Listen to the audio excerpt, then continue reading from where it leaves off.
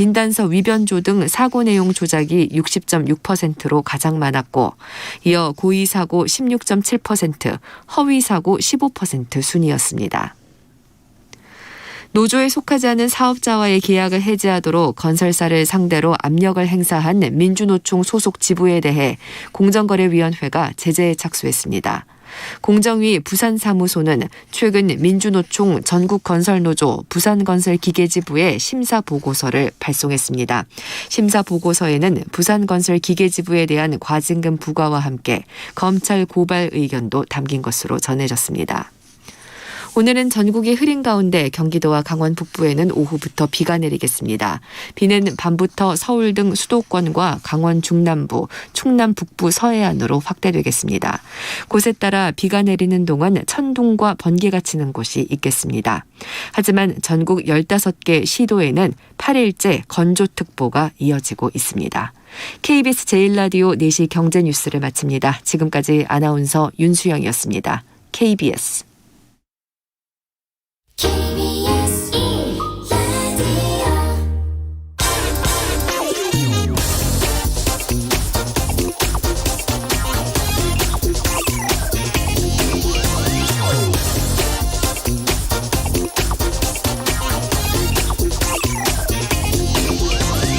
경제 용어 가운데 회색 코뿔소라고 들어보셨는지 모르겠습니다.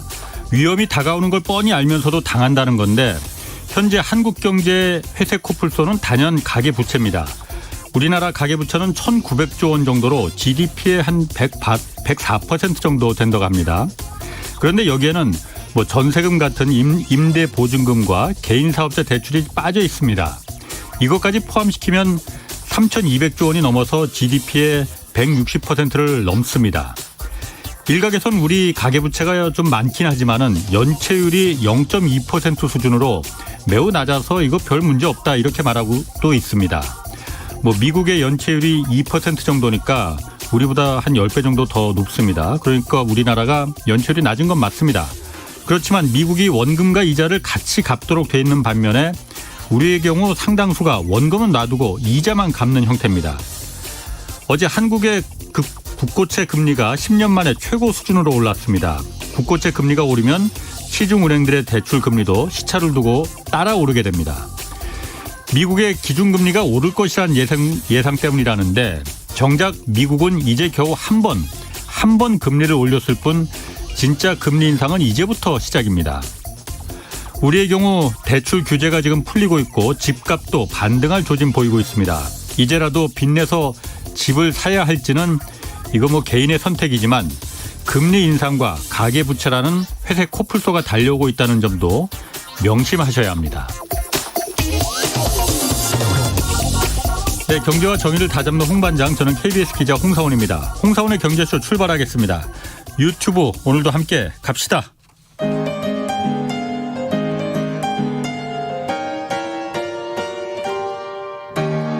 대한민국 최고의 경제 전문가와 함께합니다. 믿을 만한 정보만 쉽고 정확하게 전해드립니다. 홍사훈의 경제쇼. 네, 우크라이나에서 러시아군의 대대적인 공세가 임박했다는 관측 나오고 있습니다. 젤렌스키 우크라이나 대통령이 이번 한 주가 전쟁에서 매우 중요한 시점이 될 것이다 이렇게 말했는데 이 내용 오늘 좀 자세히 알아보겠습니다. 최준영 법무법인 율촌 전문위원 나오셨습니다. 안녕하세요. 네, 안녕하세요.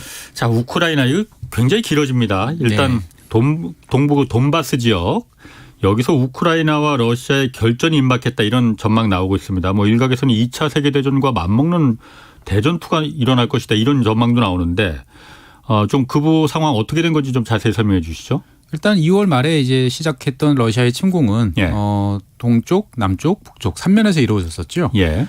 그런데 이제 그동안에 3월 내내 이제 키이우를 중심으로 한 북쪽 전선에서 이제 주로 공방전이 많이 벌어졌고 동쪽은 어떻게 보면 약간 교착 상태에 빠진 이제 그런 상태였죠. 그런데 이제 3월 말부터 러시아가 이제 전술을 이제 바꿔서 북부 전선에 배치돼 있던 병력들을 대부분 벨라루스나 러시아로 철수를 시켰던 거죠.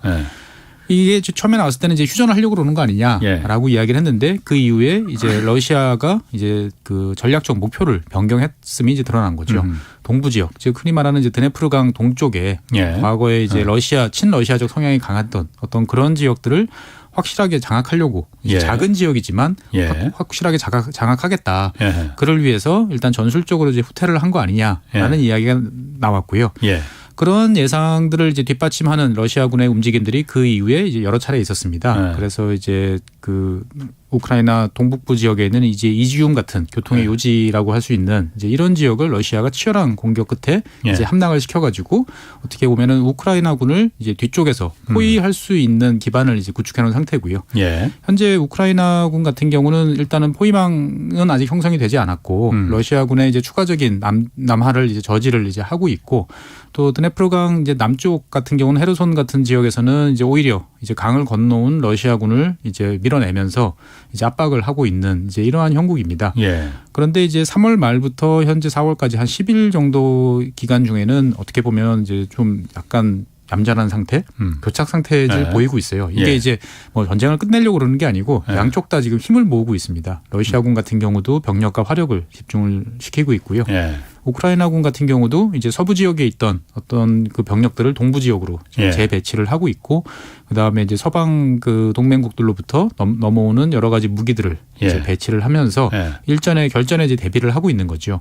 그러니까 아까 그 말씀해 주신 어떤 2차 세계대전 수준의 대전투다라고 예. 하는 게 양측이 그동안에는 이제 여기저기를 서로 찔러보면서 예. 이제 기습적인 측면이 강했는데 이제 기습 이런 거는 다 치우고 말 그대로 힘 대 힘으로 붙어서 이제 승부를 한번 보려고 하는 이제 그러한 상황이 다가오고 있는 거죠. 어떻게 보면 되게 두려운 순간입니다. 그러게요. 이 지금 민간인 사상자가 굉장히 많이 나오고 있잖아요. 네. 뭐 일각에서는 뭐 화학 무기를 썼다는 의혹도 지금 제기되고 있고. 네네. 근데 지금 또 한 가지 좀 그 우려스러운 부분이 그 러시아의 원래는 지금 우크라이나 전투에서 야전군 총사령관이 없었다고 그러더라고요. 그런데 모스크바에서 맞습니다. 직접 이제 지휘를 했었는데 네. 상황이 지금 여의치가 않으니까 야전군 총사령관을 임명을 했는데 그 알렉사드르 드보르니코프 네네. 이 사람을 이제 임명을 했다는데 네. 이 사람이 좀 공격적이고 좀 예. 잔인한 성격이라고 하던데. 그러니까 뭐 어떻게 보면은 이제 러시아 입장에서 봤을 때는 이제 가장 자기들이 이제 무엇을 실수했나를 이제 판단을 했던 거죠. 예. 그러니까 이제 간단히 보고 각 지역 공간별로 이제 전선별로 알아서 대처를 하면 예. 금방 될 것이다라고 했는데 이제 그렇지 않다라는 걸 이제 인정을 한 거죠. 예. 그러고 이제 전체 작전을 조율할 수 있는 이제 사령관을 임명을 했는데 예. 지금 한 60살 정도 아마 됐을 거예요. 예. 이제 시리아 전선에서 주로 활동을 했었습니다. 그래서 위기에 빠진 이제 시리아 정부군을 도와가지고 이제 역전을 시켜서 어떻게 예. 보면은 이 시리아와 러시아의 관계를 이제 돈독히 만든 1등 공신이긴 한데 예.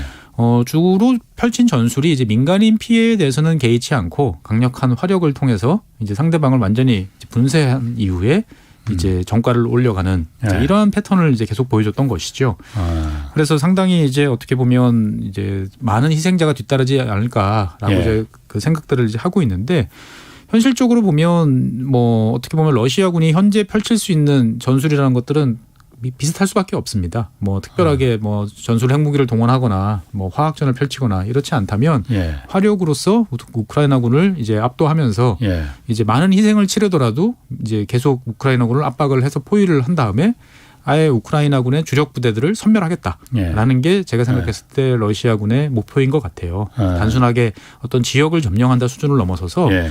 우크라이나군이 장래에 어떻게 보면은 또 다른 이제 걸림돌이 되지 않도록 이참에 완전히 이제 그 우크라이나군의 무력을 이제 송두리째 뽑아버리겠다라고 생각을 하는 그런 상황인 것 같고요. 그러한 차원에서 봤을 때 어떻게 보면 야전 경험도 있고 그다음에 이제 다른 나라에 가서 그래도 어려운 전쟁을 치렀던 예. 사람을 이제 다시 총사령관으로 앉혔다는 것들은 러시아 입장에서 봤을 때도 이제 물러설 수 없다. 예. 어떻게든 성과를 내겠다라고 이제 결의를 다졌다라고 볼 수가 있는 거죠. 이 드보르니코프 이 사령관이 시리아 내전에서 별명이 시리아의 도살자였다고 하는데 네네.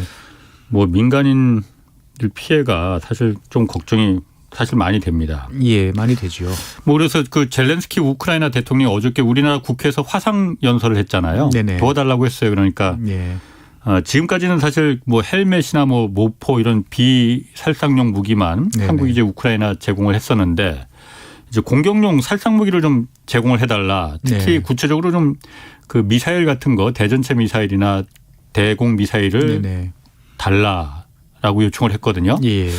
이거는 어떻게 해야 됩니까 이거?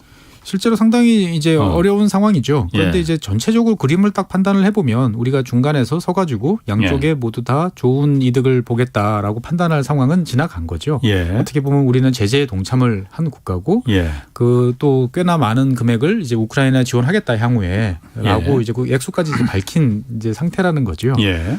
그렇기 때문에 이제 상당히 부담스러운 상황이긴 하지만 이제 그 무기라는 것들은 다 사람을 죽일 수 있는 예. 그런 능력이 있는데 그것도 나름대로 이제 구분을 하죠. 이제 방어용 무기냐, 예. 공격용 무기냐라고 통상적으로 이제 분류를 합니다. 예. 그래서 이제 탱크라든지 뭐 자주포 이런 건 대부분 이제 공격용 이제 무기로 분류되는 데 비해서 예.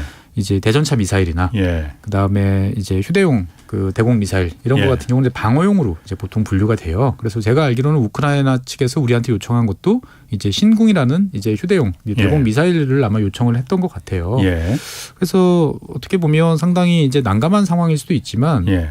그리고 또 한편으로는 우리가 지금 정권 교체기에 있기 때문에 예. 그런 전략적인 판단을 내리는 거는 쉽지 않을 거예요. 예.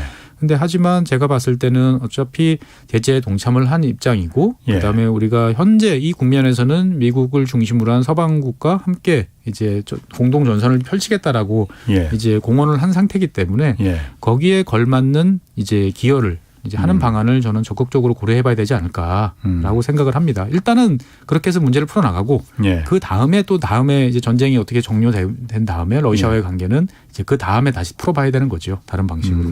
이제 현재로서는 엉거주춤하면 오히려 이도저도 아닌 예. 양쪽으로부터 신뢰를 다 잃는 이제 그러한 상황이 되지 않을까 좀 걱정을 하고 있습니다.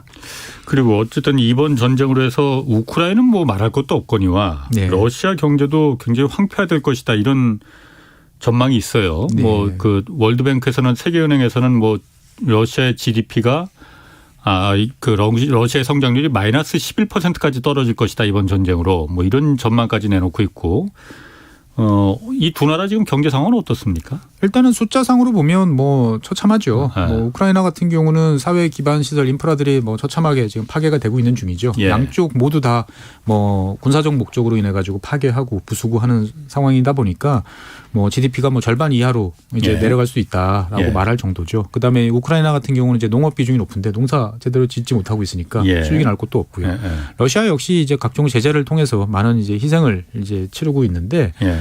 뭐 두 나라의 경제 상황이라는 것들은 일단은 현 시점에서 봤을 때는 젤렌스키 대통령이나 푸틴 대통령이나 당장의 고민 사항은 아닐 거라고 저는 생각을 합니다. 일단은 여기서는 어쨌든 힘 대 힘으로 붙어서 이제 누가 어떤 전략적 우위에 서느냐. 예. 그리고 그 다음 이제 상황에서 뭐 이런 경제적인 것들을 어떤 식으로 풀어낼 것인지 그 다음까지지. 예.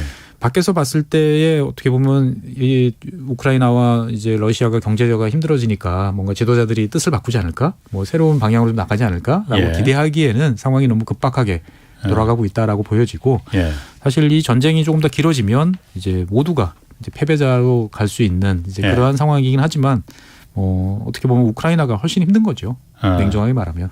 그러니까 이 전쟁이 길어지면 모두가 패배자다. 그 부분 관련해서 이런 분석도 있습니다. 그 미국 그 안보보좌관 제이크 설리반이 얼마 전에 그런 얘기를 했어요. 이 전쟁 몇 달간 더 계속될 거다. 몇 달간이라면 사실 현대전에서 굉장히 긴 기간이잖아요. 지금도 이미 2월 24일 날 시작했으니까 지금 뭐 한 달이 훨씬 넘었는데. 네네. 미국 입장에서는 이참에 러시아가 계속 이 우크라이나와 진흙탕 싸움으로 계속 빠져들면은 러시아의 진을 다 빼버릴 수 있는 거 아니냐. 네네. 뭐 이 분석 중에 하나입니다. 그러니까 그래서 중국과 이제 미국이 패권 경쟁을 벌이기 한참인데 중국이 러시아와 힘을 합치면은 러시아가 그래도 강국인데 썩어도 준치라고 중국과 이게 합쳐지면은 매우 그 동맹이 되면 매우 곤란해지니 미국 입장에서 이참에 러시아를 갖다가 진을 빼놓는 게 훨씬 더 이득이 아니겠느냐.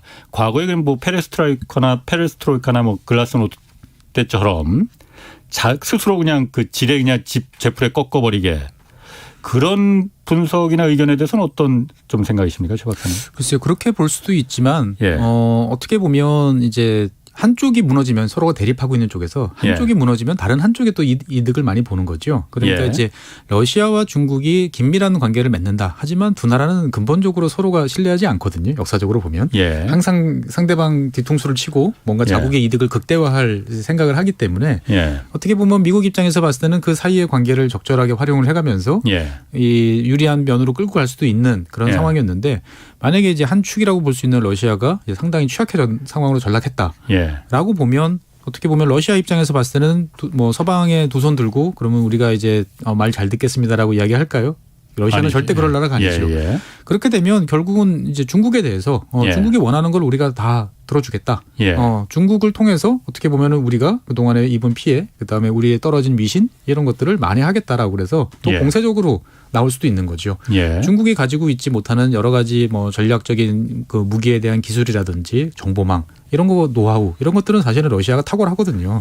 그런 것들을 이제 중국에다가 제공해 줄 수도 있는 거고 그다음에 미국 입장에서 봤을 때는 러시아와 이 전쟁이 계속 길어지면 당장은 뭐 여러 가지로 미국이 가장 이득을 보는 것처럼 보이지만 그 미국 입장에서 봤을 때는 혼자서 지금 뭐 우크라이나를 지원하는 게 아니고 유럽이라는 많은 그 동맹국들을 서로 챙겨가면서 이제 단일 대오를 만들어 놨는데 전쟁이 길어지면 이제 서로 생각들이 이제 복잡해진단 말이죠.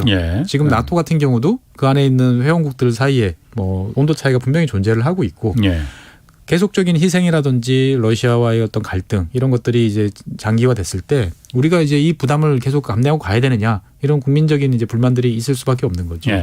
그럴 경우에 이제 미국이 그러면 러시아가 그동안에 이제 유럽 국가들과 거래하고 뭐 그 상호 교류 상태에서 챙겨줬던 여러 가지 것들을 미국이 대체할 수 있느냐라고 보면 최대한 노력을 하긴 하겠지만 100% 할 수는 없거든요. 물론이죠. 그러니까 이제 그럴 때 이제 이탈자들이 여기저기서 나올 수가 있는 상황을 미국이 잘 단도리 해가면서 끝까지 밀어붙일 수 있느냐. 만약에 갈 수 있다 그러면 미국 입장에서 봤을 때 나쁠 게 없겠지만 현실적으로 봤을 때 미국이 그럴 정도로 계속 할 수 있는 상황은 저는 아니라고 보여지고요. 그렇기 때문에 이 상황이 어떻게 보면 단기적으로 파괴적으로 진행이 되다가 빨리 끝나는 게 미국 입장에서 봤을 때도 좋지. 이게 이제 장기적으로 질질 끌리게 되면 또 다른 국면으로 이제 전환이 되는 거지요. 미국도 그러니까 빨리 전쟁이 끝나는 걸 더 원하고 있다. 어느 정도 수준에서 제가 봤을 때는 한 5월 달 정도에는 이제 매듭을 지었으면 좋겠다라고 생각을 하는 거죠. 왜냐하면 러시아산, 우크라이나산 곡물 최대 수입처가 이집트를 비롯한 중동 국가인데 과거 2010년에 그 러시아가 밀 수출을 중단하면서 이 지역에 아랍의 봄 사태가 벌어졌지 않습니까? 똑같은 사태가 또 벌어질 수도 있는 거예요. 그러다 보니까 미국이 지금 중동 지역에 대해서 어떻게 보면 자기의 원칙을 허물고 뭐 이란과의 관계, 그다음에 뭐 베네수엘라와의 관계 이런 거에 대해서도 여러 가지 예상치 못했던 이제 도움을 청하고 좀 유화적인 태도를 보인다는 것 자체가 미국으로서도 이제 이 사태가 장기화되면 상당히 이제 처리해야 될 전선들이 훨씬 넓어지는 거죠. 그런데 미국이 예를 들어서 그 전쟁이 빨리 끝나길 원한다면은 좀 안 맞는 게 미국이 일절 대화나 평화협정에 나서질 않고 있지 않습니까? 그러니까 사실 가장 그 큰 중재자는 미국일 텐데 미국이 일절 나서지 않고 있잖아요.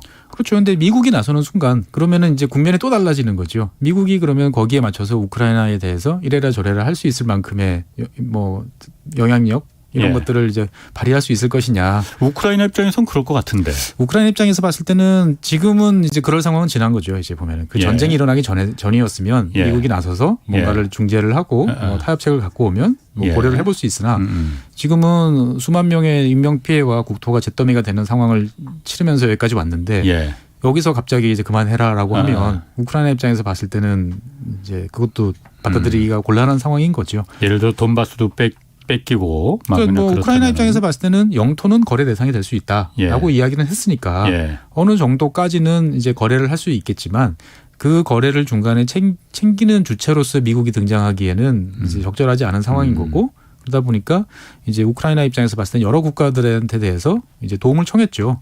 그래서 뭐 어떨 때는 이스라엘도 등장하고 어떨 때 보면은 터키도 등장하고 중국도 등장하고 하지만 다들 지금 이제 결정이 안 난 상황이기 때문에 상대방의 힘 대 힘이 어떻게 기우느냐를 좀 보자라고 보는 거죠. 그 중국은 그럼 어떤 입장일지 이것도 사실 굉장히 궁금하거든요. 아까 중국과 러시아가 동맹이 맺어지면 미국과 중국의 그 패권 경쟁에 미국으로서는 큰 부담이 될 수 있으니 러시아의 힘을 진작에 빼놓자 이참에 뭐 그 부분에 대해서는 여러 가지 의견이 있을 수 있지만은 네네. 중국 같은 경우에 지금 공식적으로는 그러니까 언급을 안 하지만은 러시아에 대해서 제재 동참한다 안 한다 이것도 아니고 우크라이나를 러시아에 대해서 뭐 잘했다 잘못했다 이걸 표현하진 않지만은 네.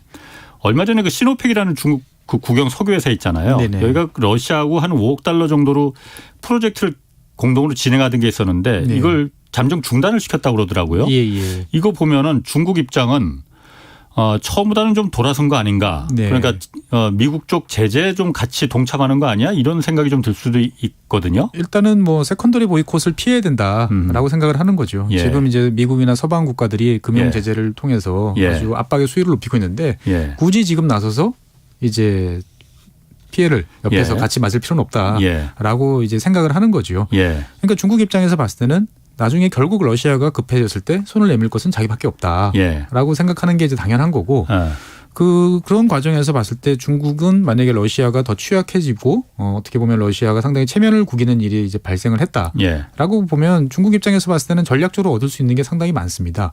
그러니까 이를테면 러시아도 이제 뭔가 그 군비를 재건하고 뭘 예. 해야 되려면 거기에 따른 이제 돈이 들어가야 되는데 예. 서방 국가들이 이제 거기에 대해서 제재를 한다. 그러면 예. 결국은 자국의 뭐 석유나 가스 이런 예. 자원을 이제 팔 곳은 중국밖에 없잖아요. 쉽게 예. 팔 수 있는 곳은. 예. 당연히 중국은 할인해서 이미 지금 구매를 받고 있는데 예. 그걸 더 할인해서라도 이제 팔아서라도 뭘 예. 하려고 할 테니까 중국 입장에서 봤을 때는 안정적인 공급처를 저렴하게 예. 확보할 수 있는 것도 있고요.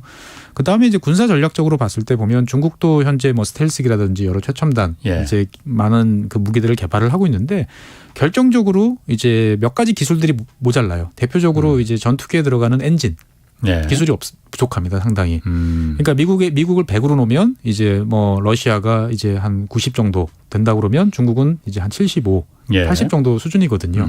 근데 러시아도 중국에 대해서 아무 기술이나 주진 않습니다. 돈을 준다고 해도 그동안에는. 예. 전략적으로 엔진을 공급하면서 중국의 군사력을 상당히 제어를 해봤는데 예.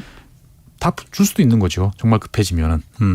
양국이 정말 군사협력을 통해 가지고 예. 새로운 신무기 만들어 보자. 그러면 러시아 입장에서 봤을 때는 돈이 없어서 조립 기술이 없어서 제대로 안 되던 아이디어만 있던 것들을 중국의 돈과 중국의 인력 지원을 받아가지고 예. 같이 해볼 수도 있는 거죠.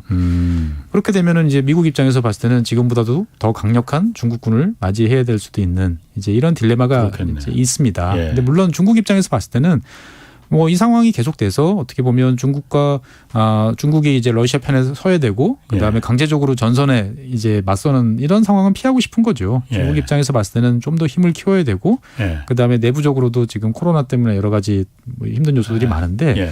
이 상황이 이제 커지는 거를 바라지는 않는다고 저는 보여져요. 중국 예. 입장에서 봤을 때. 예. 그렇다고 적극적으로 나서서 뭐 중재를 하거나 이러고 싶지도 않고 일단은 이제 당장은 뭐 양쪽의 자제를 촉구하는 정도 수준에서 예. 발언을 하고 그다음에 거리를 두는 정도 수준이지 이제 현 단계에서 적극적으로 나서진 않겠다라는 입장을 보여주는데 아까 말씀드린 것처럼 이제 뭐 4월 달에 양측이 이제 러시아와 우크라이나가 대규모 서로 공방전을 벌이고 난 다음에 예. 그 결과 여부에 따라서 중국이 이제 새로운 중재자로 예. 이제 등장을 이제 할 수도 있다라고는 저는 생각을 합니다. 그렇군요. 미국은 어떻습니까? 미국은 일각에서는 그렇게 말해요. 이번 전쟁이 어느 쪽의 승패가 나든 그거하고 상관없이 굉장히 큰 경제적 이득을 미국은 가져갈 것이다. 그런 분석 나오고 있거든요. 그건 네네. 왜 그런 건가요? 일단은 뭐 막대한 양의 가스를 이제 러시아로부터 수입하던 뭐 독일을 비롯한 예. 유럽 국가들이 이제 러시아로부터 당장은 안 되지만 예. 이제 빨리 이거를 전환시키려고 노력들을 하고 있는 거죠.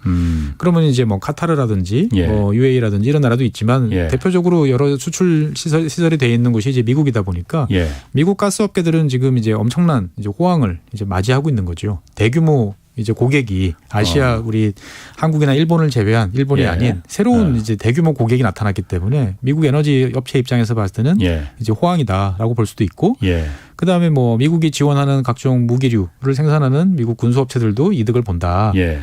볼 수도 있지만 사실 미국 전체 경제로 봤을 때 보면 이런 상황은 썩 내키지 않는 거죠. 왜냐하면은 원유값이 폭등을 하고 그렇죠. 예. 그다음에 이제 휘발유 값이 오르면 미국 국민들 입장에서 봤을 때는 당연히 이제 불만이 나올 수밖에 없고 예. 그렇지 않아도 원래 유동성 때문에 인플레이션이 나타나고 있었는데 원자재까지 겹치면서 이제 미국 사람들의 삶도 이제 팍팍해지는 예. 이제 국면을 맞이하고 있는 거죠. 예. 그러면 이제 선거라는 것들을 계속 치러야 되는 미국 그 바이든 행정부 입장에서 봤을 때는 예.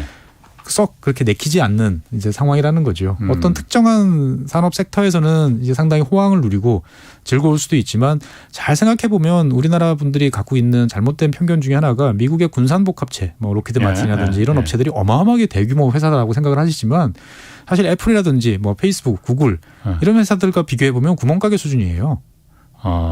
정말로 작습니다. 시가총액으로 기준으로 해보면은. 예. 그러니까 그런 군수업체들이 평소보다 이익을 뭐 20-30% 더 벌었다고 해봐야 미국 경제 전체 입장에서 봤을 때 보면 그런 테크 기업들이 러시아라든지 어떤 유럽이라든지 이런 곳에서 뭐 각종 제재라든지 경제적 불안으로 인해서 제대로 영업 활동을 하지 못해서 이 손실을 보는 거를 메꿀 수가 없는 거지요.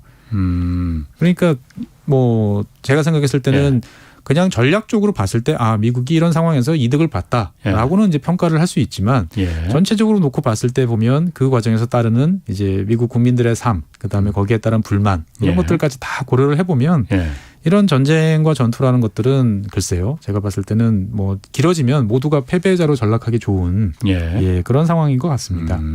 또 한 가지 그 변수가 되는 나라가 지금 인도입니다. 그 인도가 얼마 전에 그 뉴스가 계속 나왔지만 러시아산 그 원유, 러시아가 원유를 지금 팔 때가 뭐 막연하니까 막히니까 인도가 그걸 싼 값에 지금 사고 있다고 해요. 한 20% 할인해서 원유를 수입하고 있다는데 인도는 어쨌든 그 동맹 있잖아요. 쿼드 동맹 있잖아요. 미국, 호주, 일본, 인도 이렇게 4개국 동맹인 미국의 동맹 국가로 지금 돼 있는 거잖아요. 표면적으로.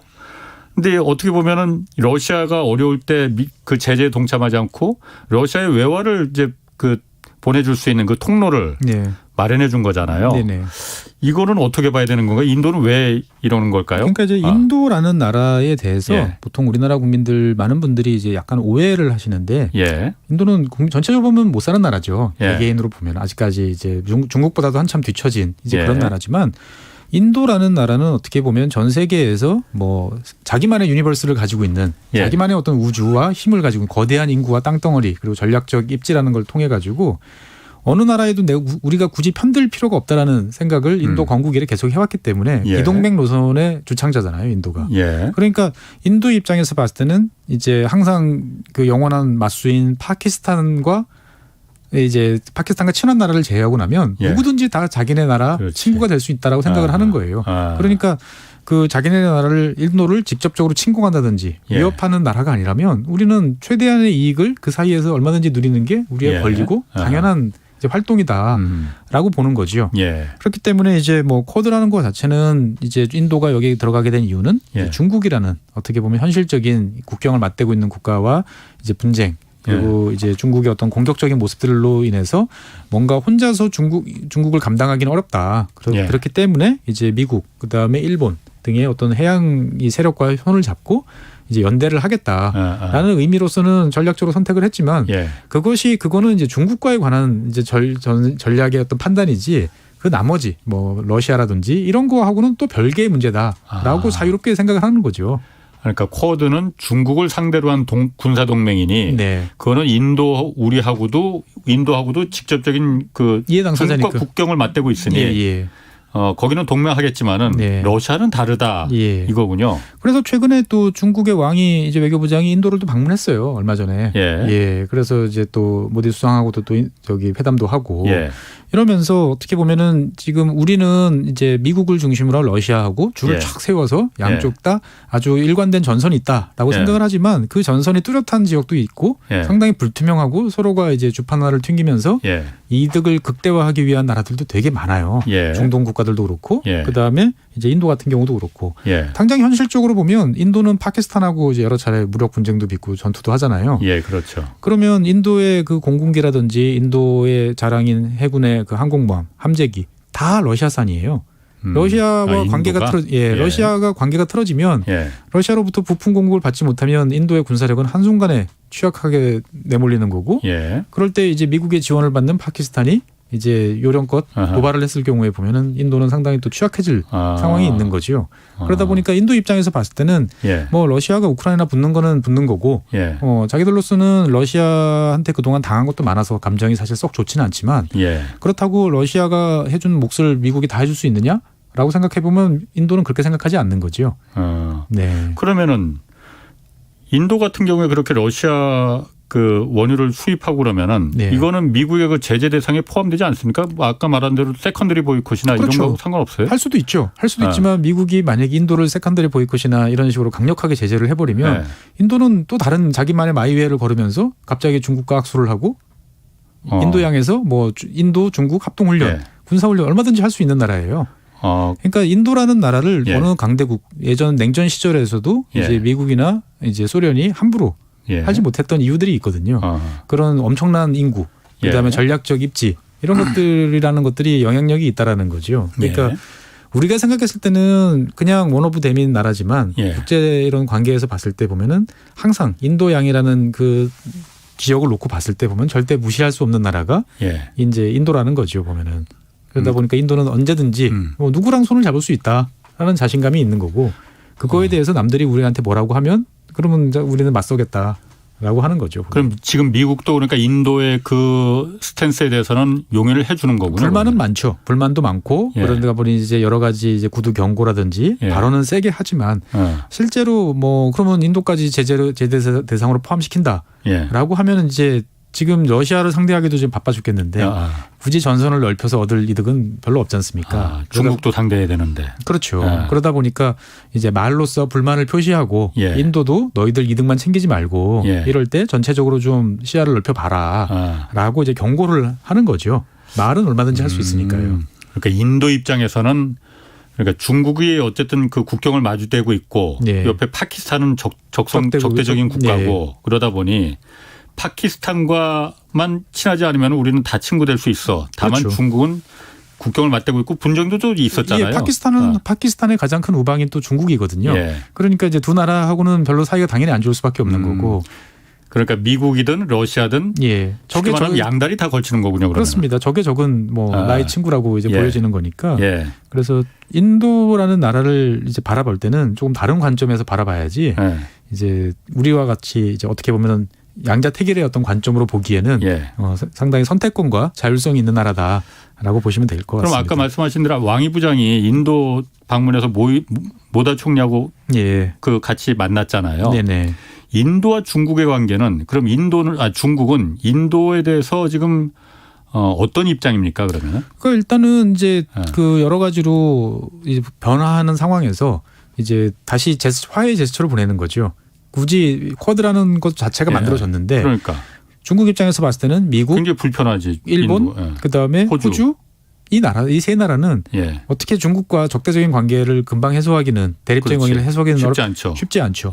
그런데 중국이란 나라는 인도란 나라는 중국에서 봤을 때는 그나마 쿼드에서 제일 약한 고리라고 볼 수 있는 거죠. 보면은 약한 고리다. 그러니까 어떻게 보면 중국이 지금 당장 인도랑 티격태격해서 얻을 수 있는 것은 아무도 사람도 살지 않는 어떻게 보면은 그 히말라야 자락의 자존심 싸움이라고 사실 볼 수 있는 거거든요. 그러니까 중국 입장에서 봤을 때는 현재 인도의 자존심을 좀 살려주고 그다음에 대신 우리는 어떻게 보면은 쿼드 전선에 구멍을 내서 이제 활동의 여력을 넓힐 수 있는 그러한 방안을 얼마든지 중국도 생각할 수 있는 거죠. 그러니까 중국 입장에서는 그 인도가 쿼드 자신들을 향한 그 쿼드에 가입하긴 했지만 결속 수준이 이제 다른 뭐 호주나 일본하고는 다르다. 미국에서도 그 쿼드 동맹국 중에서 인도가 가장 약한 고리라고 얘기는 했어요. 그래서 많이 공을 들였죠. 그래서 어떻게 보면 여러 가지 원자력이나 핵, 그다음에 전략적 무기 이런 거에 대해서도 다 다른 나라에서 안 해주면서도 인도에서는 해주면서 여러 가지 공을 많이 들였는데 인도 입장에서 봤을 때는 그냥 나 좋은 거는 선택적으로 할 수 있다라고 지금 상황을 판단하는 거죠.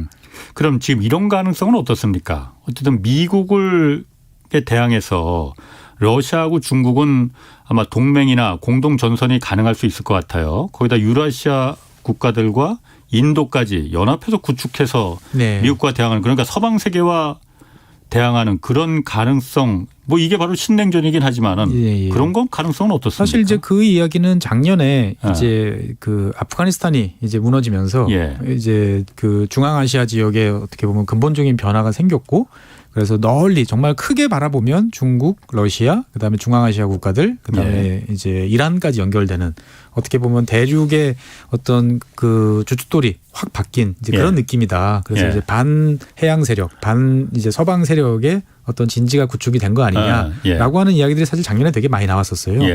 그런데 최근에 이제 그 러시아의 우크라이나 침공 이후에 이제 카자흐스탄을 비롯한 중앙아시아 국가들의 태도는 보면 상당히 묘하게 바뀌고 있습니다. 당연히 이제 친러적 성향으로 될 텐데 오히려 나타나는 분위기로 보면은 겉으로 보면은 엄정 중립을 선언한 거고 내부적으로 봤을 때 보면 어떻게 보면 반러적인 그런 스타일도 좀 있거든요. 보면. 왜 그럴까 거기는? 그러니까 이제 러시아 밑으로 들어갔을 때 우리는 결국은 소련에서 그 겨우 독립했는데 굳이 다시 우리가 들어갈 필요는 없다라고 생각을 하는 거죠. 보면은. 그래서 어떻게 보면 러시아가 이참에 상당히 곤혹스러울 때 우리는 자국의 이득을 가장 극대화할 수 있는 방안을 이제 추진하겠다라고 보여지는 거고 뭐 많은 나라들이 또 자원 부국이고 하다 보니까 뭐 이런 틈을 타서 그러면 자원 판매 입장에서 봤을 때 보면은 러시아는 경쟁 세력이란 말이죠. 러시아가 제재를 받거나 제대로 잘 활용을 못할 때 그 시장을 자기들이 공략할 수도 있다라고 생각할 수도 있는 거죠. 당장 뭐 투르크메니스탄 같은 경우는 은둔 왕국이지만 은둔 나라지만 가스 가격이 올라서 아주 희희낙락하고 있지 않습니까? 그런 것처럼 이 국가들의 관계라는 것들은 이렇게 단순하지만은 않더라고요. 그러니까 카자흐스탄 같은 경우도 1월 달에 당장 러시아군 도움을 받아서 정권을 유지했는데 바로 지금은 또 표정을 바꿔서 다른 모습으로 가고 있거든요. 근데 이제 다시 뭐 우크라이나 이야기 돌아오면 우크라이나와 이제 러시아가 4월 중에 이제 대규모 공세와 공방전을 벌이셨을 때 그 결과가 많은 걸 결정할 거예요. 그렇겠네. 제가 봤을 때는. 그 결과는 대규모 공방전 결과는 어떻게 예상하세요? 글쎄요, 뭐 이거는 단순하게 양쪽의 뭐 무기나 스펙 뭐 이런 걸 가지고 이야기를 할 수 있는 것도 아니고 또 전략 전술에 관한 이야기를 할 수 있는 것도 아니고. 뭐 물론 최 박사님 군사 전문가는 아니시지만 양쪽 다 지금 이제 총력을 다해서 쥐어짜는 이제 그런 상황인 거죠. 그러다 보니까 불과 한 달 전에 만약에 제가 여기 이 자리에 와서 체코나 폴란드가 이제 우크라이나에 대해서 탱크나 대공 미사일을 지원할 겁니다라고 이야기했으면 이거는 사기꾼이죠. 근데 그 일이 지금 한 달 만에 눈앞에서 벌어지고 있거든요. 그러니까 체코도 이제 전차 T-72 전차를 이제 우크라이나에 지원을 했고, 그다음에 슬로바키아도 이제 그 대공 미사일을 지원을 했어요. 사실은 그 전까지는 불가능한 일이 이루어지는 거고, 뭐 오늘 같은 경우도 폴란드가 이제 현대화 개수를 해서 이제 보관하고 있던 100대의 T-72 전차가 사라졌어요. 무기고에서. 우크라이나로 간 거예요, 그러면은? 그러니까 이제 사람들이 이게 우크라이나에 갑자기 나타난 동부전선에 나타난 T-72 전차 그거 아니냐라고 이야기를 하는 거고 폴란드는 난 잘 모르겠다. 없어진 거는 왜 없어졌는지 확인해 봐야겠다라고는 하지만 그러면서 폴란드는 이제 비꼬는 거죠. 뭐 T-72 전차는 어디서나 살 수 있는 전차 아니냐. 많이 풀려 있다라고 이야기를 하는 거죠. 그러니까 양쪽 다 지금 뭐 도와주는 진영, 그다음에 러시아, 서로가 이제 모든 힘을 쥐어짜서 이제 공방전을 준비를 하는 거고 이제 그 결과가 이제 뭐 일방적으로 기울 것이냐, 아니면 또 많은 희생만 치르고 또 교착 상태로 갈 것이냐. 거기에 따라서 이제 만약에 교착 상태로 갔다. 그러면 둘 다 힘이 빠졌으니까 여기서 그만하자 일단 휴전을 할 수도 있는 거고 그렇게는 못하지라고 그래가지고 또 계속 이어질 수도 있는 거고요. 그러니까 뭐 앞날은 알 수가 없지만 일단은 앞으로 한 2, 3주, 한 2주 정도가 어떻게 보면 또 하나의 분수령이 될 수 있다 정도로 판단을 하고 있습니다. 그리고 지금 그 러시아가 이제 우크라이나 침공한 이후에 어쨌든 서방 세계가 경제 제재 굉장히 강도 높게 했다고 했잖아요. 그래서 뭐 국제결제은행에서 러시아도 이제 퇴출시키고 뭐 그 자산도 동결하고 뭐 사실 그 다른 나라의 그 러시아는 그래도 강대국인데 이런 나라의 자산을 그냥 일방적으로 동결시키는 건 사실 저도 깜짝 놀랐어요. 그게 가능한 얘기인가? 뭐 이 정도인데 그런데 계속 우크라이나 공격 러시아가 멈추지 않고 그러는 거 보면은 이 경제 그 제재가 이게 효과가 있는 건가 이런 생각 좀 들거든요. 그러니까 이제 우리나라하고 러시아는 상당히 이제 다른 나라죠. 우리나라처럼 이제 무역 의존도가 높고 대외적으로 당장 에너지만 뭐 유조선 몇 척만 안 들어와도 이제 난리가 날 수 있는 상황의 국가와 그렇지 않은 국가는 이제 많이 다른 거고요. 제재 우리가 이제 이란에 대한 제재도 보시면 아시겠지만 이런 에너지원이나 식량자원이나 이런 것들이 풍부한 나라 같은 경우는 예. 제재가 효과를 발휘하기 위해서는 일정 수준 시간이 상당히 걸립니다. 그리고 제재라는 것들은 완벽할 수가 없거든요. 예. 그러니까 항상 어떻게든 빈틈을 타서 추가적인 예. 비용을 지불하면 도망갈 수 있는 구멍들이 나타나는 경향들이 있는 거죠. 예. 그러다 보니까 제재를 가지고 모든 문제를 해결할 수는 없고 예. 제재를 통해서 상대방의 어떻게 보면은 이제 사기를 꺾고 그다음에 예. 국민들의 불만을 이끌어내서 이제 압박하는 수단으로 활용할 수 있는데 예. 뒤집어 생각을 해보면 이제 그 압박을 받는 국민들 입장에서 봤을 때는 순간적으로 화가 납니다. 화가 나고 그렇지. 예. 이게 압박을 가하는 상대에 대한 원망 예. 그다음에 오히려 보면 똘똘 단기적으로는 더 뭉칠 수도 있어요. 예. 지금 예. 단계는 제가 봤을 때 보면 그런 상황이 아닐까라고 생각을 합니다. 어떻게 보면은 러시아 같은 경우도 이제 언론 통제를 상당히 강화하고 여러 가지 적극적인 예. 대내적인 정보 소스에 대한 차단 이런 예. 것들을 이제 많이 하면서 예. 러시아 국민 입장에서 봤을 때는 막연하게 가지고 있던 서방에 대한 불안감, 서방이 예. 우리를 언제나 괴롭히는 존재다라는 예. 게 현실로 다가왔어. 예. 그럼 이럴 경우에는 일단 우리는 푸틴 대통령 밑에서 일치단결해서 예. 이겨야지라고 생각을 하기 쉬운 거죠 보면. 이게 다 우리 대통령이 잘못해서 나타나는 문제가 아니고 이거는 서방의 음모가 드디어 예. 현실로 나타난 거다라고 예. 믿기 좋은 상황인 거죠. 아니 그 러시아 국민들이야 그렇게 똘똘 뭉치고 그럴 수 있지만은 네. 러시아 루블라도 네. 한때 그래서 뭐 그 거의 휴지 조각처럼 됐었는데 네. 지금 그 가치도 다시 정상적으로 좀 회복됐다면서요. 예, 일단은 이건 어떻게 가능한 그러니까 거죠? 이제 그 몇 가지 지표에 대해서는 러시아가 아주 신경을 많이 쓰고 있다라고 보시면 될 것 같아요. 그러니까 예. 루블라의 가치 이런 것 같은 경우는 내부적으로 이제 바로 이제 그 기준금리를 20% 이상으로 올렸죠. 예. 올리고 예. 여러 가지 내부적인 통제 예. 작용 이런 것들을 통해서 예. 가치를 떠받치고 이제 있다라고 저는 보여지고요. 예. 상당히 유능한 이제 그 금융 관계자들이 이제 존재를 하고 예. 그 역할에 대해서 그게 과연 효율적이냐를 보면 효율적이지 않을 수는 있어요. 예. 하지만 어떻든 간에 그 러시아가 봤을 때 상대방이 자기를 뭘로 평가할 것이냐라고 주요 핵심 지표 중에 하나가 루블라 가치라고 판단을 했던 것 같고요. 예. 그거를 바치기 위해서 이제 상당히 많은 이제 노력을 물밑에서 이제 하고 있는 거 아닌가라고 이제 생각이 되어지고요. 또 다른 한편으로 보면 루블라 같은 경우는 뭐 국제화된 통화라고 보기는 사실 어려우니까 그렇죠. 예, 그렇기 때문에 러시아가 이제 자국의 어떤 이득을 위해서 여러 예. 가지 조치를 취할 경우에 일단 숫자상으로는 상당 부분 가치를 유지하는 데는 가능하지 않을까. 그건 어떻게 됐나 모르겠네요. 그러니까 러시아가 천연가스 팔 때 그때 네. 그 뉴스가 나왔었잖아요. 그러니까 그 유럽 국가들이 네. 러시아 천연가스 살 때 러시아 루블 하루만 이제 사야 된다고 푸틴 대통령이 그 발표를 했었잖아요. 네네. 그래서 뭐 된다 안 된다 뭐 말 많았었는데 네. 그 뉴스 나온 지 꽤 됐는데 지금 그럼 러시아 천연가스를 루블 하루만 결제하고 있나요? 아니면 어떻게 하고 있나요? 그러니까 일단은 독일 같은 경우가 이제 거부를 했고 예. 그러면서 상당히 지금 뭐 제가 그때 파악해 본 바로는 상당히 서로가 엉거주춤한 상태로 예. 이제 된 거죠. 그러니까 예. 이제 가즈프롬이 이제 은행도 가지고 있어요. 아 가스프롬이 예. 그래서 그 천연가스 회사인데. 예. 아, 그 은행이 이제 예. 유럽에도 있는 거죠, 지점들이. 예. 그래서 거기에 이제 일단 눈 가리고 아웅인 거죠. 예. 그러면 이제 일단은 뭐 유로 하루 거기다 입금을 하면 예.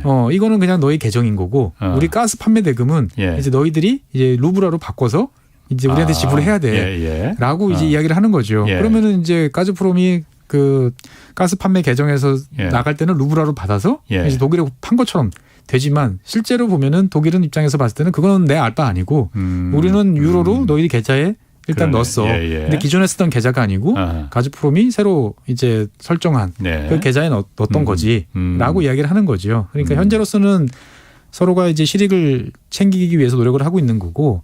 그러니까 결국은 이게 되게 아이러니한 게 러시아는 여전히 매월 한 12조 원, 15조 원 가까운 가스 판매 대금을 유럽 국가들로부터 계속 걷어들이고 있어요. 그러니까 그거는 제재 대상에서 제외시킨 거잖아요. 그렇습니다. 이제 그러고 난 다음에 그걸 가지고 결국은 전쟁을 하고 있는 거고요. 예. 그다음에 러시아에 대해서 그런 식으로 비용을 지불한 이제 유럽 국가들은 또 나름대로 무기 지원을 통해서 또 예. 러시아를 공격하는데 러시아의 공격으로부터 우크라이나가 방어하는데 예. 또 도움을 주고 있는 거죠. 뭐 러시아도 그렇다고 해서 자기네들 공격하는 그 돈이 그 가스 판매 대금으로다가 자기네들 공격하는데 러시아 예. 젊은 군인들이 죽어나가는데 그렇다고 해서 가스 밸브를 잠그는 것도 아니고. 예. 그러니까 언제나 전쟁은 그렇습니다. 1차 세계대전 때도 영국군하고 독일군하고 서로가 한 몇 달 전쟁을 하고 나니까 예. 꼭 필요한 제품이 없어진 거예요. 예. 영국은 정밀 조준경을 만들 독일의 광학 그 기계들이 없었고 예. 독일 같은 경우는 영국이 통제를 하고 있는 고무가 없는 거예요. 예. 그럼 사실 전쟁을 멈춰야 되죠. 근데 전쟁을 멈추지 않고 양쪽 다 스위스를 동원했습니다. 그래서 그 스위스가 중립 국가니까. 예. 그래서 서로가 서로를 죽이면서 한편으로 보면은 스위스에서 스위스의 중재를 통해 가지고 물물 교환도 하고 양쪽 다 거래를 했던 거죠. 아, 스위스에서 그러니까 광학 조준경하고 고무를 서로 양쪽에서 필요한 걸 중재해서. 그러니까 스위스 회사가 중간에 선 거죠.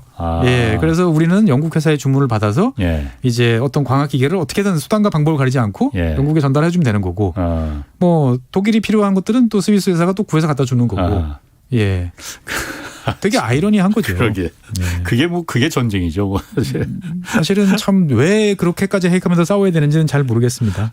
자, 우크라이나 전쟁 뭐 어떻게든 이제 끝은 날 거예요. 끝이 나면은 이 우크라이나 전쟁이 세계 경제 질서에는 어떤 영향을 좀 어떤 변화를 좀 가져올까요? 뭐 자세한 이야기는 더 지켜봐야겠다. 이게 이제 핵심이긴 하지만 저는 그 트럼프 행정부 출범 이후부터 뭔가 삐그덕거리기 시작을 했지 않습니까? 여러 가지로. 그러니까 저희는 이게 이제 뭔가 지금 상황은 이상한 거야. 그러니까 이게 전쟁이 끝나고 코로나도 끝나고 나면 곧 2019년 아니면 이왕이면 한 2016년 이런 상태로 돌아갈 거야. 라고 기대를 하고 생각을 하지만 사실은 저는 그렇게 보진 않고 이제 세계는 이제 1990년 냉전 종식 이래 한 30년 가까이 한 세대를 나름대로 살아왔는데 이제 그 시대는 확실히 막을 내린 것 같다. 그리고 이제 새로운 국면으로 이제 접어들고 있다라고 저는 이제 생각을 해요. 그래서 그 새로운 국면이 그러면 어떤 것이냐? 과거에 그러면 미국과 소련이 대립한 그런 냉전이냐? 아니면 실제로 이제 강대국끼리 전쟁을 하는 뭐 1차 세계대전, 2차 세계대전이냐? 그건 알 수가 없습니다만 어떻든 간에 1990년 이후에 세계를 한 30년 동안 해오던 미국 중심의 어떻게 보면 그리고 국제적인 문제를 해결하기 위해서 세계 모든 나라가 또 협력하고 손을 내밀고 서로가 밸류체인을 하나 묶여가지고 어떤 최선의 이득을 위해서 서로가 이제 이야기를 하던 교과서적인 그런 상황은 이제 막을 내렸다. 세계화는 끝났다. 세계화라는 것들은 이제 그 파도처럼 밀려왔다가 밀려갔다가 이제 왔다 갔다 합니다. 많은 분들이 이제 오해하시는 것 중에 하나가 20세기 초반의 국제화 수준, 세계화 수준은 그걸 회복한 시기가 거의 1970년대가 돼서야 회복했어요. 그러니까 예전에 인터넷도 없고 전화도 제대로 안 되던 시절에 무선 그 해저 케이블 하나 가지고도 세계화는 달성했었거든요. 프랑스 중산층이 러시아 국채를 시세에 따라서 사고 팔기도 했었고요. 아르헨티나 국채가 인기 있는 수자 상품이기도 했었고. 근데 그런 시대가 돌아올 때까지는 두 번의 전쟁과 60년을 거쳤거든요. 그러니까 지금 우리가 겪었던 세계화는 어떻게 보면 세계화의 물결이 한번 쫙 세계를 휩쓸고 가고 거기에 따른 부작용, 반대, 피로감 이런 것들이 또 한 번 이제 또 덮친 거죠. 그러다 보면 과거의 그 세계화를 계속 유지할 수 있을까? 라고 생각해 보면 그렇지는 않을 것 같다라는 거죠. 그러면 이제 어떤 형태로 갈지는 또 여러 가지 요소들이 있으니까 좀 지켜봐야 되겠지만 어떻든 간에 저는 이제 과거처럼 다들 평화롭고 그다음에 뭐 밸류체인도 정상적으로 돌아가고 그다음에 서로가 신뢰하면서 어떻든 간에 이 협력을 해야겠다라는 어떤 그런 상황은 이제 지나간 거 아닌가라고 생각을 합니다. 제가 이렇게 봤을 때 그 세계화라는 건 저는 그렇게 보여지거든요. 그러니까 물건을 싸게 만들어서 싸게 소비할 수 있는 그게 세계화 아니었나. 근데 그 시절은 이제 이번 우크라이나 전쟁으로 확실하게 그런 시절은 이제 끝났다라고 이제 되는 거 아닌가라고 느껴지거든요. 이제 뭐 지켜봐야죠. 어떤 식으로 이제 이 재편이 될지. 그다음에 뭐 단적인 예로 자 러시아라는 존재가 공급해주는 화석 에너지에 믿을 수 없어. 그러니까 이제 서로 반응이 벌써 두 가지지 않습니까? 한쪽은 이러니까 더 빨리 재생에너지로 가서 화석 에너지를 완전히 끊어버려야 된다라고 하는 나라가 있는가 하면 그건 너무 비현실적이다. 그러니까 다시 필요하면 석탄도 떼고 원자력도 더 다시 연장시키고 해서 해야 된다라는 게 유럽 국가들의 지금 입장이잖아요. 그런 것처럼 이제 어떤 상황은 생겼는데 이 상황에서 어떤 흐름으로 갈 것인지는 많은 국가들이 서로 생각을 할 것이고 그 흐름들이 이제 결정이 되기까지는 또 상당 부분 혼란과 또 뭐 시간이 좀 필요할 거다. 제가 이것도 좀 물어보겠습니다. 그럼 만약에 그런 세계 경제 질서가 재편돼서 일종의 그러니까 좀 분단돼 분리되는 그런 그 시대가 올 수 있다는 거잖아요. 그러면은 이게 서방 세계와 중국, 러시아, 아까 말한 유라시아 뭐 이쪽 국가와 어느 쪽이 더 치명적인 피해를 입게 되는 겁니까 그러면은? 글쎄요, 그 치명적이라는 게 이제 어떤 면에서 보느냐에 따라 좀 달라지겠죠. 이제 뭐 국민의 생활, 뭐 생활 수준이라든지 이런 것들 보면 지금보다는 다들 후퇴하거나 어려워질 가능성이 매우 높죠. 예. 하지만 다들 다들 어렵겠죠. 왜냐하면 예, 예. 세계화의 이득이라는 것들은 예. 조금 더 많이 취한 나라와 예. 그렇지 못한 나라들이 있지만 어쨌든 간에 전체적으로 봤을 때는 전 예. 세계적으로 보면은 이제 빈곤 수준이 해결되고 생활 수준이 높아진 거는 명백한 사실이죠. 예. 근데 이걸 쪼개면 당연히 이제 그 다음에 리듬을 찾을 때까지는 축소될 수밖에 없는 예. 이제 그러한 상황이고 뭐 중국도 그렇고 대한민국도 그렇고 어떻게 예. 보면 세계화라는 흐름 지난 30년간의 흐름을 예. 통해서 가장 이득을 많이 본 두 나라가 중국과 대한민국이거든요. 예. 힘들어지죠 많이. 예. 그럼 우리나라는 그 좀 이제 뭐 새 정부도 곧 들어서는데 네. 어떤 스탠스를 좀 취하는 게 맞습니까? 그러게 말입니다. 이게 상당히 정말 고민이에요. 예. 어떻게 보면 과거에 어디 이제 시나리오 저 구석에 있을 법한 예. 이야기들이 이제 벌써 전면에 나와 있는 거죠. 예. 그러니까 저는 제일 걱정을 하는 게 뭐냐면 우리가 이런 분야에 대해서 전문가라고 이야기하시는 분들, 과거에 예. 경험 있다라고 하시는 예. 분들을 경험치를 아무리 끌어와 봐도 예. 대부분 30년이 안 되는 거예요. 그렇지. 예. 예. 예. 근데 지금은 이제 그거보다 더 전에 상황을 이해를 하든지 아니면 예. 완전히 새로운 상황으로 예. 지금 들어가야 된다라는 거죠. 예. 그래서 현 시점에서 봤을 때는 자꾸 습관처럼 과거에 이랬으니까 이렇게 될 거야 예. 라는 그런 고정관념에서 벗어나는 게 우선이다. 예. 그리고 두 번째는 이제 대한민국이라는 나라가 어떤 나라인지에 대해서 정말 진지하게 우리 스스로 한번 고민해 봐야 된다. 그러니까 뭐냐면 우리가 경제적으로 성장했다고 그러잖아요. 예. 그러면 성장하면 그만큼 롤을 해야 되는 거예요. 예. 다들 기대하고 그러면 그 롤에 따르면 이득만 있는 게 아니고 희생도 해야 되고 예. 대가도 치러야 됩니다. 예. 그러면 이제 그거를 할 용의가 있느냐라는 것도 이제 진지하게 물어봐야 되는 거죠. 그러니까 우리가 이를테면 이 정도 경제 볼륨이 있으니까 우리도 국제적 발언권도 있어야 돼라고 다들 생각하시잖아요. 그러면 그 부분. 예. 알겠습니다. 아유, 오늘 말씀 고맙습니다. 지금까지 최준영 법무부 율촌 전문위원 함께했습니다. 고맙습니다. 네, 감사합니다. 내일은 북한의 최근 경제 동향 좀 살펴보겠습니다. 지금까지 경제와 정의를 다듬는 홍반장, 홍사원의 경제쇼였습니다.